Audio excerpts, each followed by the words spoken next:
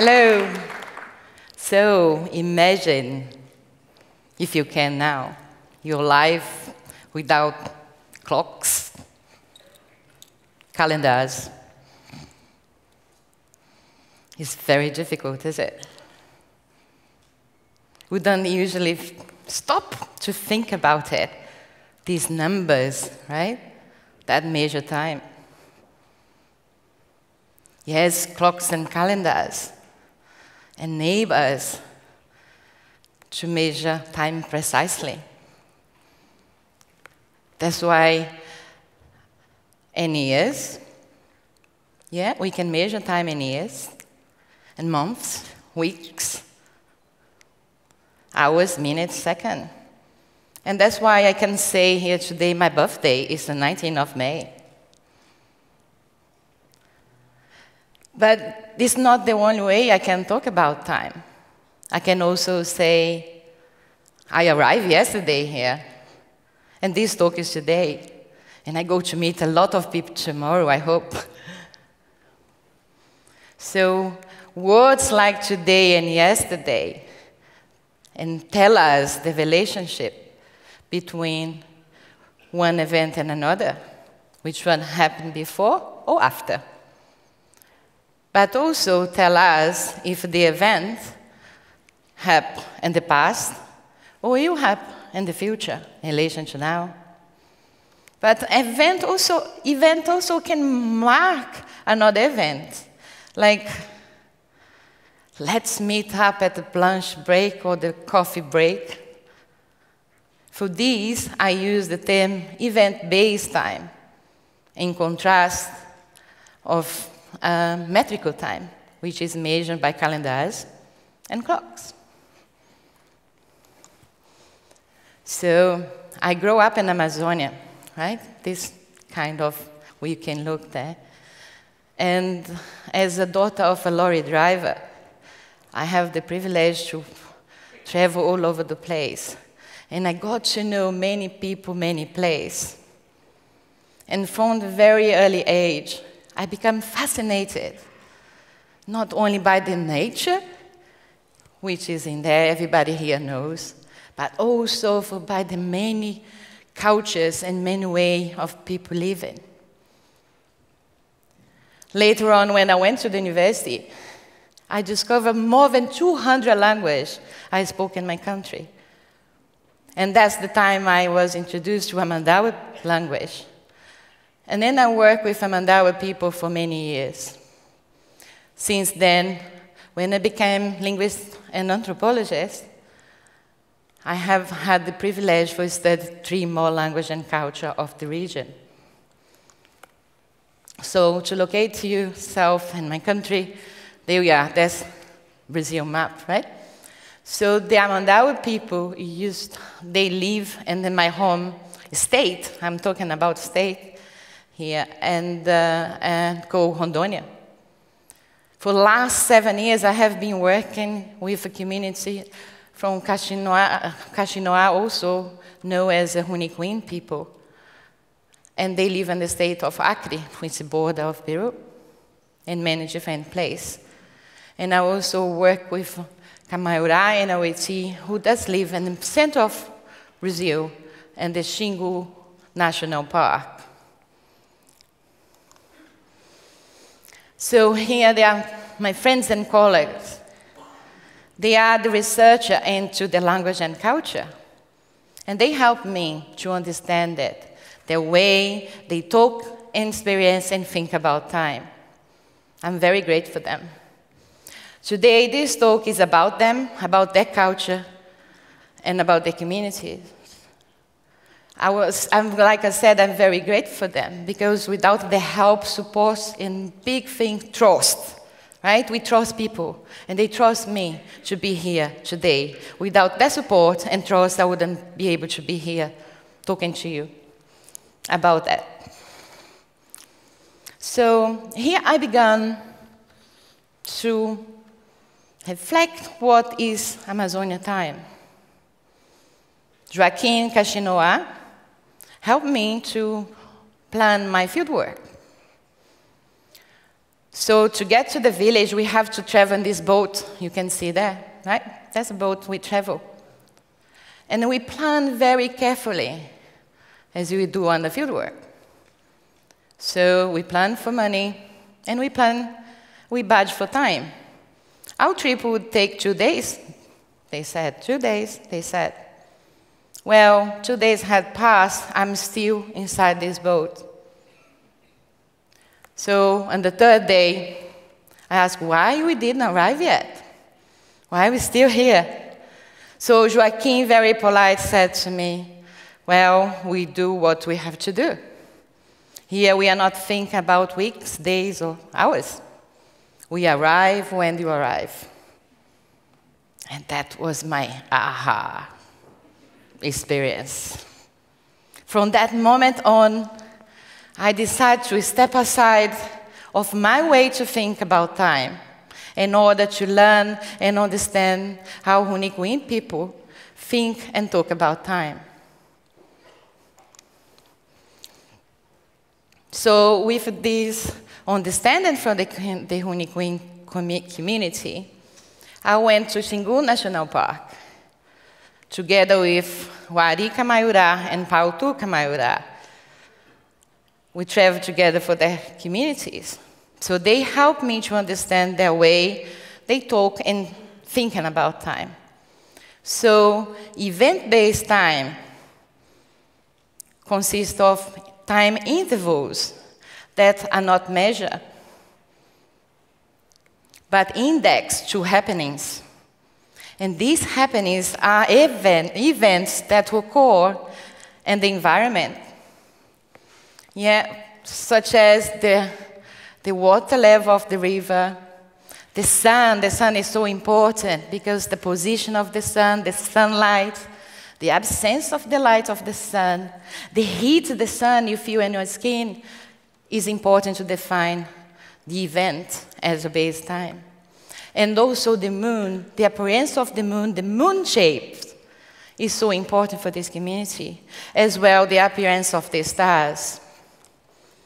So these happenings, they index and define the part of the day and night, the rainy season, the dry season. The happenings or the event-based time enables the community traditionally to plan how to know even when to plant and to harvest, to plan their cultural festival or any activity in their community. So for them and these communities, there's only 2 seasons, right? And these seasons is the rain season and dry season. And these seasons are divided into parts too. In Kamaiurá and Aweti, they named this rain season after the cool breeze. You know, the feeling of the cool breeze, they use that name to name the rain season. But also, in the name of the rain season, incorporate the meaning of water. In the same way, the Hunikuin as well, they have the element of water to the name the rain season, but also incorporate the astonishment, right? When you see a rain falling down, the surprise of the rain, these also index or name the height of the season for these communities. The dry season for all the 3 language and culture, they are derived from the name for sun, for each language. So the word for sun in each language, they also are source for name the dry season.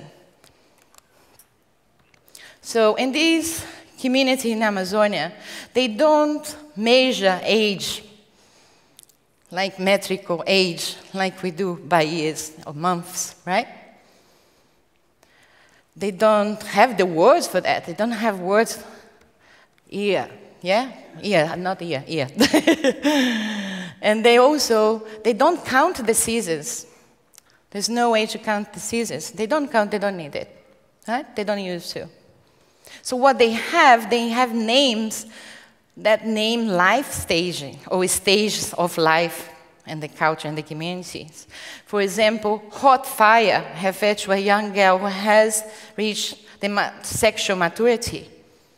Or keen eyes, or voice breaking refers to a young boy who is really mastering the hunting and fishing skills.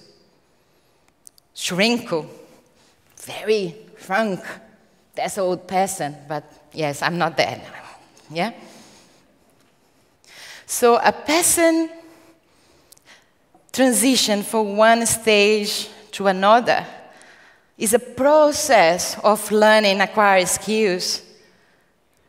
This life stage for this community, they are social categories and the social life, but they are not points on the lifeline like we are used to. So the moon is very important for all these communities.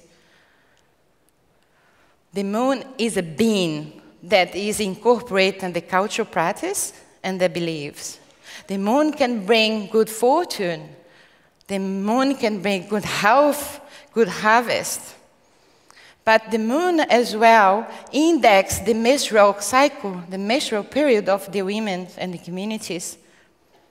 For example, when you are a young girl, you have your first period. You have your first day bleeding. The first thing you do, you look up the sky, and from that moment on, that shape will be your index of your menstrual cycle for the rest of your life. So in our life, in our culture, we have clocks and calendars as a tool or tools for thinking and communicate about time. That's what scientists call cognitive artifact, right? So it's a tool for thinking about time. We use them to plan time. In Kamaura and OHC, they also have tool for thinking about time. They tie a knot on the strings before go to a hunting or a fishing expedition. At the end of each day, they untie the knot to mark the completion of the activity of the day. They're not here, they are not representing a number. The knot there is representing a completion of the activity of the day. Because for this community, in these cultures, the most important thing is to mark the event finished, the completed, but not count how many days or how many fish you caught. So for these communities, they conceptualize, or I would say event-based time cultures, conceptualize past and future in a very different way from the way we are familiar with. For example, for us, time is an entity that moves, like now it's really moved very fast for me here, right? And it speed up and slow down. I wish number that go very fast, right? So events for us also move in this timeline. That's why we think about the future always ahead of us. And the past is always behind. Yeah, the past is always behind us. So because we move in this timeline. Metaphorically, we can move through time as well, as if it is in a landscape made up of events, right? That's why we see our lives, I heard this today here, we see our life as being a journey. And we can say things like, we are coming up for our graduation, or I left behind my childhood. But this concept, this understand that time is a line, is stretched from behind into the front, is not shared by these communities. For them, past and future are conceptualized, I would say, in terms of memory and imagination. For Honey Queen, the past is in my heart, and the future is in my mind. So time here is in myself. And For Kamaura Yoichi, everything is in the past is inside my eyes, right? Located inside my eyes. And the future is in front of my eyes. It's not behind and neither ahead. So here we can see time is not the same to all people and all culture. Time can be aligned from the future to the past, or the past to the future. Can be in your body, in your vision, in your memory, and in your imagination. But whatever it might be, the most important thing here, that time that we experience is somehow a fundamental way, a product of human mind. The more we understand it, the more we learn about these different ways of time, the more we appreciate what we have the most value, which is cultural diversity. At the same time, this is fascinating because I'm fascinated for diversity, for cultural diversity. But these rest and the bedrock of three remarkable abilities that we have and that we all share as humans, which is imagination, memory, and language. Thank you.